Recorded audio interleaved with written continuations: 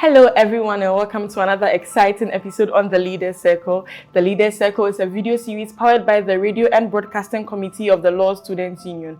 This is not just an interview. This is where we sit with the executive of this noble institution. This is where we talk to them and explore their journeys as leaders, their challenges and the values they uphold.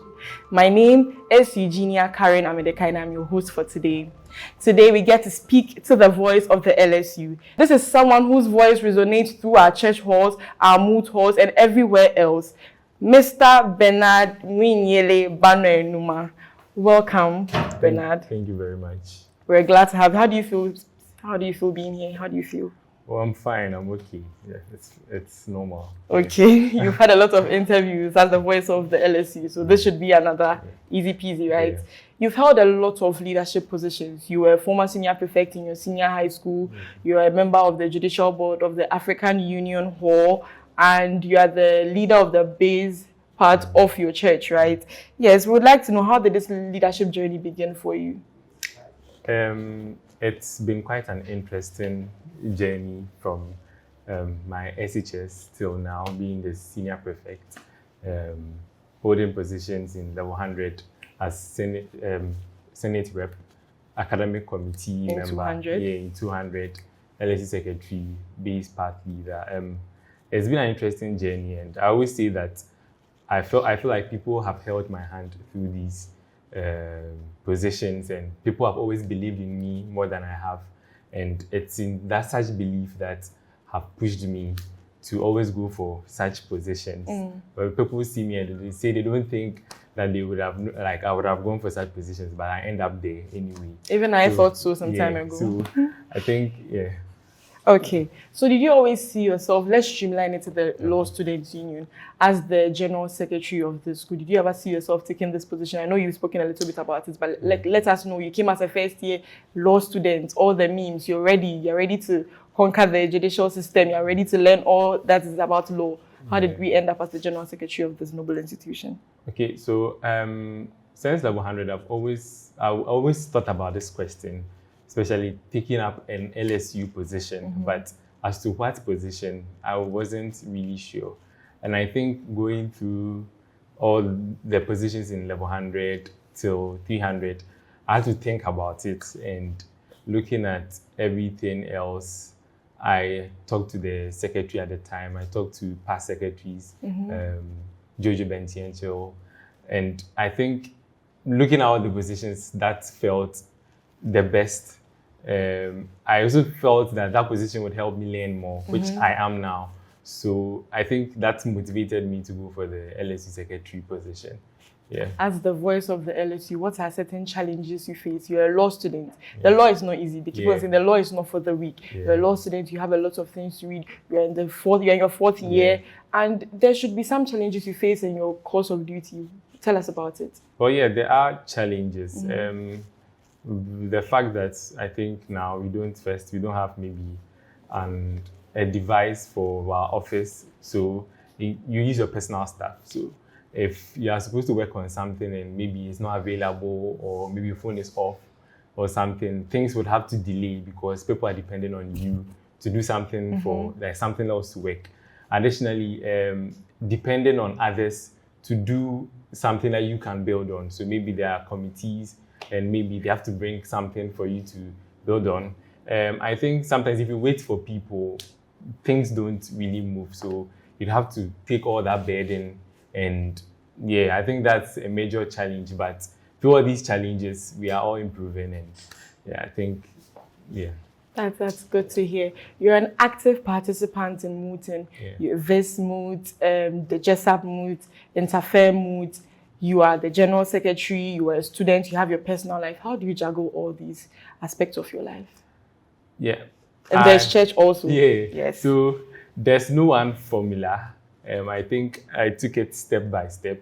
It was very difficult in the beginning, especially my level 200 journey, one of the worst periods. I took up the base part leader position. It wasn't really easy. It was very tiring.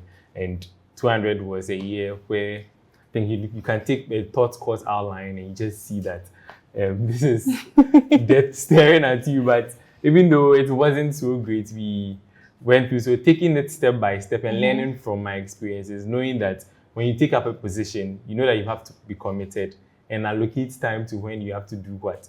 Yes, sometimes there are competing interests and want to take more of your time. But once you are conscious of the fact that you are still a student and you need to apportion time to learn and you don't joke with such time, I think you can still balance it with your personal life as well, your relationship with others, your friends, everyone. So I think it gets to sometimes, especially with moods and being in the choir, you don't really have time for your friends. I think that's one challenge I faced as well, but I think it's better now and I'm glad about that. Yeah. So you do have to get a good balance to be able to get a little bit of everything. Yeah. Okay, you are a main contestant in the just ended William Sievers moot, or the Jessup moot. Yeah, the Jessup moot. Yeah. And that is not your first international mooting experience. Tell us about it. Tell other level 100, 200, 300, 400 students, how is the journey like? What is it like mooting internationally? Yes. I think it's an exciting one, but there are sacrifices you have to make. Yes, very. So let me take the Jessup for example. Okay. The Jessup problem was released 16th September, but we officially started work 2nd December. Wow. More than 2 months after the release of the problem. So we had to come to the law school from 9:30 a.m. every day. And we start classes at 5:30. Level 400? So 9:30 to 5, you are working on the memorial. Then 5:30, you start class. End at 8:30 before you go to your room. Wow. So you don't even have time for your friends. You get what I was saying initially. You don't have time for some of your books. You'd have to skip classes at times because sometimes it gets very heated. Christmas, you don't enjoy it. You have to. So there are a lot of sacrifices you have to make in order to enjoy it. So I think winning the Jessup, the national rounds, being able to represent Ghana internationally, winning awards, we felt proud of ourselves because we had made the sacrifice. So I think, first of all, when you want to be better at your advocacy, research, I think you should join international moods. And the very least, you learn a lot from it. And the rewards that come with it when you put in the work are very good. So I think people should be encouraged to do that. And I think it would help them very, very well, yeah.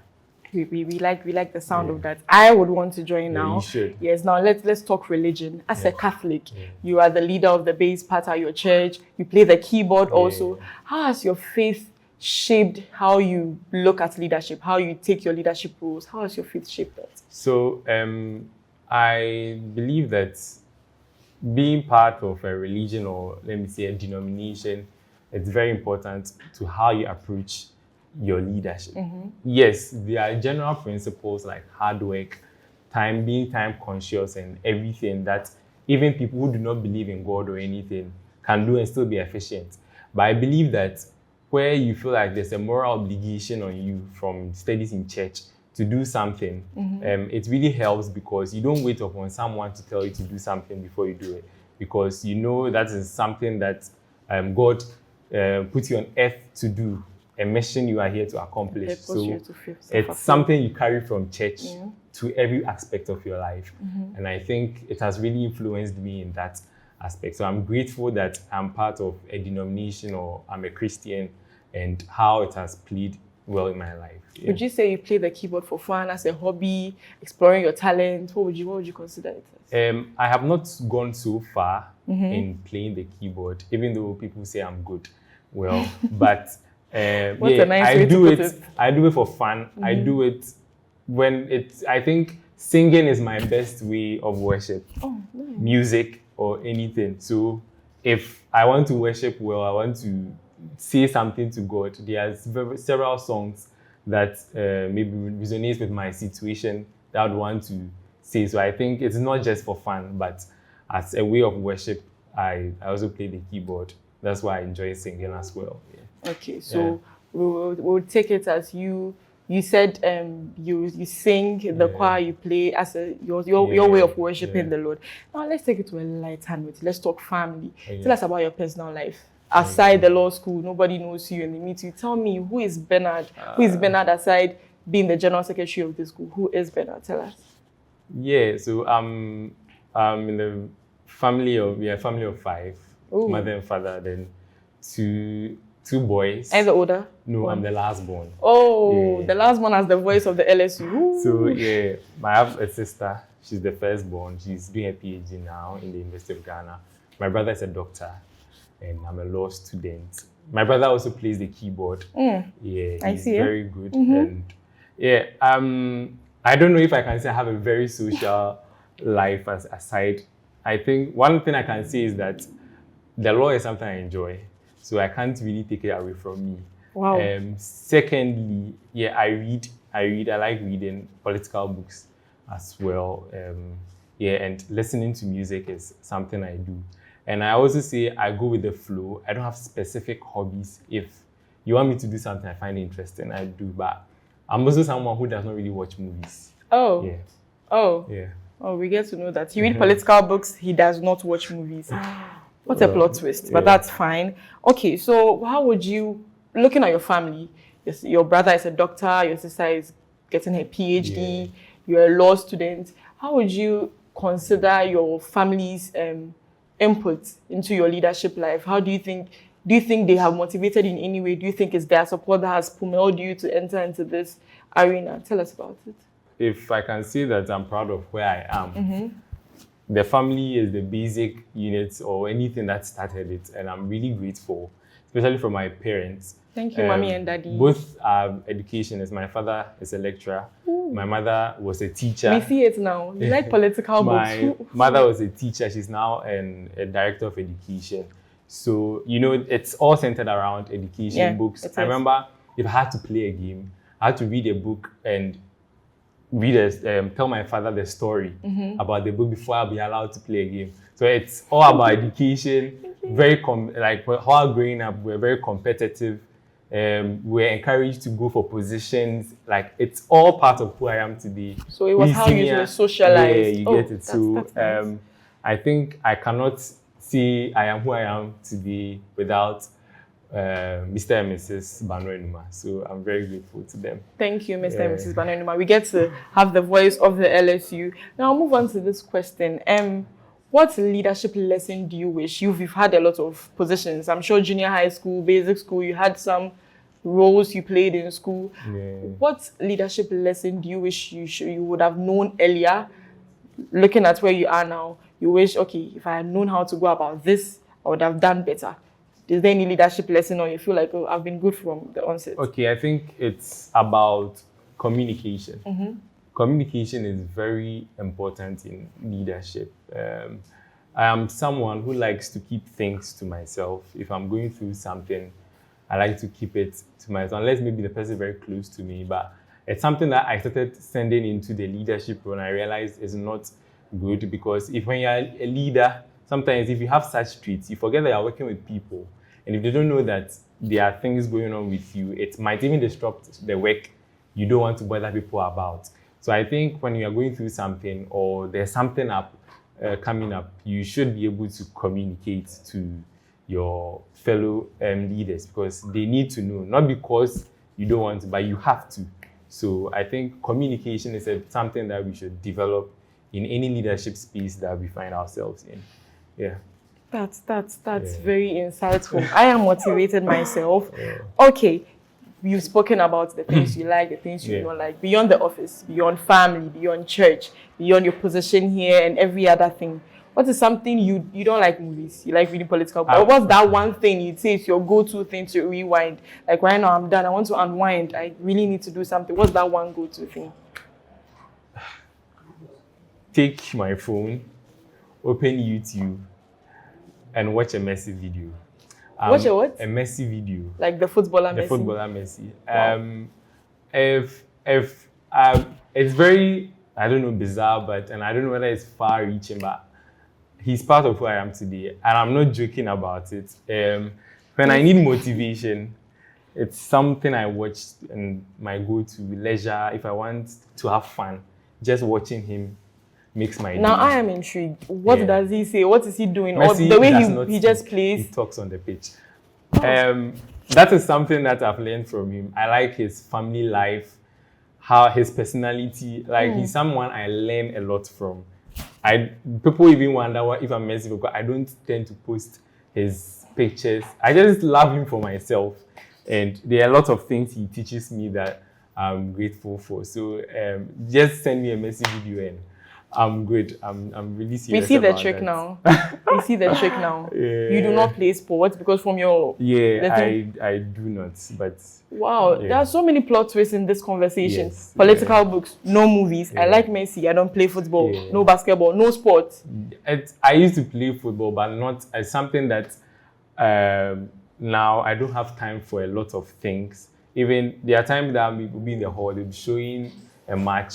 My roommate even wonders why I don't watch the matches He because likes political books. That's so at times I feel like if I'm resting, I can have time for other things. Those are distractions now. So I enjoy from the sidelines, but yeah, that's why I can see. That's interesting. Yeah. We'll do a quick fire round. This or just up? Wow. This or just up? Tell us. Is it something that I would have to choose one? You have to choose one. Because Would you want to pass on that one? No, I would have to pass because the thing is, my Vis experience led me to Jessup. Vis, I met a wonderful family. Yeah, they are very dear to my heart. I don't know. When I think about people in Vis, I really get happy. Same, it's part of reasons for how I develop my good human relations. Because normally, I don't know, I've had conversations with people. I tend to be around people and I don't even talk to them. My human relations have improved because of that. I sent it to Jessup, the hard work and everything, whatever we won, what we showed for. I think it's from this, so I can't really. I'll have to pass. You have to pass. Yeah. Okay. Playing the keyboard, singing bass. Singing, playing the keyboard. Which one? Singing in the choir, play the keyboard. I'll sing. You sing. Yeah. Sorry, keyboard. He doesn't love you as much. No, I really do. Choir practice or mood prep? Wow, this is a very. We're not allowing any difficult- passes unless Messi comes too big. We're not allowing any passes. Choir practice. Choir practice. Yeah. The mood, our mood team Yeah. heads, please. I had to take mood over choir practice For a very long forever, time. but So you want to compensate. not really, but taking in the aggregate, I would go for choir practice. Yes. What's it now? Let's talk legal. What's your favorite legal quote Legal code or case? case. Like a case, they give us so many cases to read, so many articles to read, but then there's this one you thought, oh, it wasn't a punishment. I actually like this. The fact that you like international law from the look and of things. constitutional law And as well. I've never seen the law cases as punishments. In Ooh. none of them. I really love I guess we are the problem, guys. constitutional law. I mentioned earlier that I love the law. It's just that the time to give it, but constitutional law is something that when I read, I like the provisions and everything. So Discovery, guys. I really don't have one case, but I would say I'll just go for Tufo and Attorney General. To find Attorney General Yeah. for the win. Ooh. Okay, every family has traditions, right? What is your favorite family tradition? There's something you do at home and you're like, I want to do this. There's this family tradition you do every time when you're away from home, you're like, I miss this. The way we come together during festive season. So first is my family, all of us are choristers. And two of us play the keyboard. A harmonious choral family. Yeah, so we have someone in every part. So I think what I really miss is during birthdays, during Christmas, Easter, we make family videos during that time. And when I'm in school, I miss all that. Aww. Even if there are no festive seasons, randomly, we do all those things. So it really makes me miss home. But yeah, I'm in school. I so can imagine a Sunday after Mass in your house, you Imagine. humming to some hymns. You and all forget that. to eat. You don't remember. It must be that good. Yeah, it's very, very. Right, so we'll go to what are your hopes for the LSU? But before that, it almost escaped me. Yeah. We're talking personal. Yeah. Now let's talk even personal. Wow. Now we want to know. I know some people want to know. Me, I want to Okay. know. The birds, when I was coming today, so many birds were chirping. They were telling me, ask Bernard, So Wow. I'm asking Bernard.